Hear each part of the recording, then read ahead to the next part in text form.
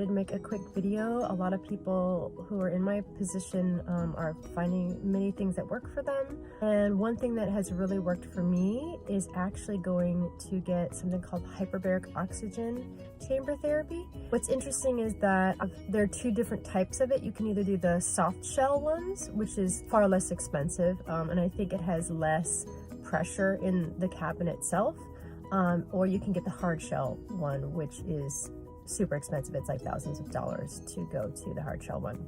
Mine personally is like $100 per session, is pretty reasonable. And I'm going to take you into the cabin so you can see what it is and what I'm doing, and so it's not so freaky. I had the most immediate feedback when I went into the cabin, capsule I should say, and my fingers were numb, my nerves felt like they were dying in my legs. I was dealing with paresthesias and neuropathy, as well as waking up and having my legs actually not work. It's pretty crazy. I'd have to try to will my limbs to move because I was like having bizarre paralysis stuff in my legs. So crazy. Lack of circulation, lack of feeling, and then shocking zaps in my legs. So anyways, when I went into the capsule, I dialed it up very slowly. What I like about the soft shell capsule is that, I don't know about the hard shell one, but the soft shell one, I'm in charge of how much pressure I'm allowing into the cabin. So in the beginning, I was such a sensitive kitty that I had to barely dial it up as my body was acclimating to it. And now that I've been doing it for a while, I do it about like once every other week. I'm fine with like dialing it up, but I'm still slow to dial it up. I don't do it all the way and just have it fill up. Personally, that's just my personal preference, because it's like being in an airplane. You're going to need to pop your ears a bunch and acclimate to the pressure changes in the capsule. What I did notice was that my legs started tingling as soon as I got out the first one. I could feel, so weird, the nerves that had been dying, that I was no longer feeling in my legs, all came alive, and I could feel them tingling, and I could feel things that had become numb.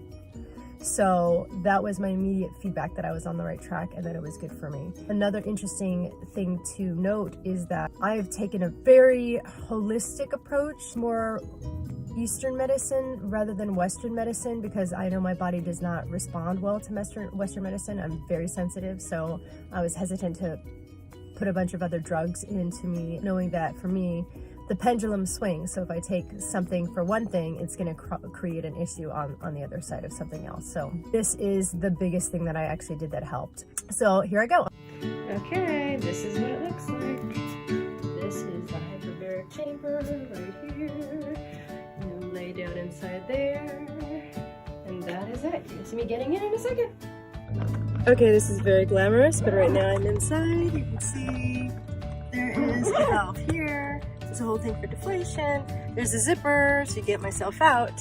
We're all good to go. And then I just push this button over here that turns it on for me. Oh, see it? I just turn on. I turned on the fan. I also have a trusty little hose for oxygen that attaches to this hose over here so that I get the oxygen into my mask. And that is it. Right now I pressed the button so it's starting to inflate, and I think we're good. So now I'm going to start in, and as it starts inflating, I'll show you, and I'll be back in a sec. Now as you can see, this is starting to inflate. It doesn't look like much, but as you can see, the wrinkles are going away. It will start inflating, and then it'll be inflated in a second. Okay, so now I have oxygen flowing through my mask right there.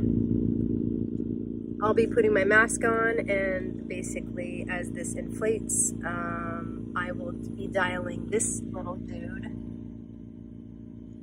to adjust the pressure to make sure that I'm comfortable and everything is okay. Okay, so now this is starting to inflate a lot, and my ears are definitely going. So since it becomes a bit much for me, oh Lord have mercy, I deflated a bit, so listen. There we go. Woo! Relieving some of the pressure so it doesn't happen as quickly as it would if it was fully closed. For me, it takes a bit of time for my ears and everything to get more acclimated, so I find it's much better to take my time. Otherwise, it's just gonna, woo. And that is about it. Here's to healing. Okay, so I'm done now. I just turned that off. And now just breathing some oxygen, letting it decompress. And once it's done decompressing, then we'll unzip the bag and I'm out. And you can see the more that I turn the dial, the more different.